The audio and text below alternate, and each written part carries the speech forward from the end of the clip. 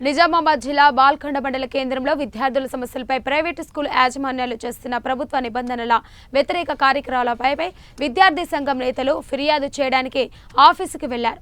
అక్కడ వర్కింగ్ టైంలోనే మధ్యాహ్నం 3 గంటలకు ఎంఈఓ ఆఫీస్కి తాళం ఉండడం వలన వారికి వేయవలసిన వినతి పత్రాన్ని విద్యాశాఖ కార్యాలయానికి అందించారు. ఈ సందర్భంగా పీడీఎస్యు జిల్లా ఉపాధ్యక్షులు అనిల్ కుమార్, విద్యార్థి సేవా కార్యదర్శి వెంకటేష్ మాట్లాడుతూ బోల్కొండ మండల కేంద్రంలో ప్రైవేటు విద్యా సంస్థలు సుప్రీంకోర్టు నిబంధనలకు వ్యతిరేకంగా పుస్తకాలు అమ్ముతున్నారు అని, అదేవిధంగా ప్రభుత్వ పాఠశాలలో సమస్యలు ఉన్నాయని అన్నారు.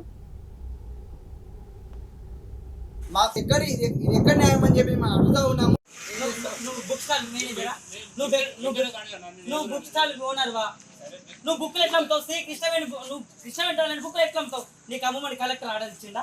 డిఓ ఆర్డర్ ఇచ్చిందా? ఎంఈఓ ఆర్డర్ ఇచ్చిందా? లేకుంటే ఏమైనా ప్రభుత్వ అధికారులు ఆర్డర్ ఇచ్చిందా? నువ్వు ఎట్లా అమ్ముతావు?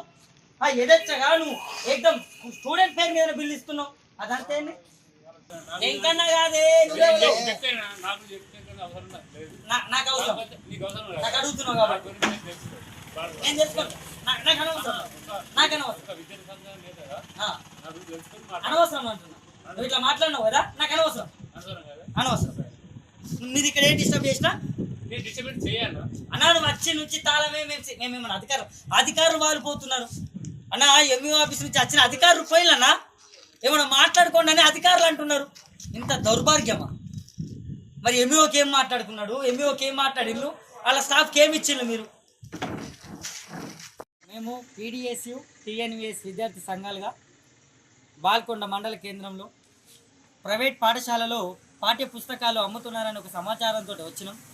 అయితే కృష్ణవేణి టాలెంట్ స్కూల్కి సంబంధించినటువంటి పుస్తకాలను 1LB రోడ్లో ఒక షటర్ రూమ్లో యథేచ్ఛగా పెద్ద ఎత్తున అమ్ముతూ ఉన్నారు. ఆ స్కూల్ పేర్లతోటి పబ్లిసిటీ చేసుకుని అమ్ముతూ ఉన్నారు. ఈ అమ్మేదానికి లక్ష్మీ నరసింహన్ బుక్ స్టోర్ అని చెప్పేసి గ్రామ పంచాయతీ నుండి పర్మిషన్ తీసుకొని, ఆ పర్మిషన్ తీసుకున్న వాళ్ళు కూడా one of the Krishnaveni talent school Mortad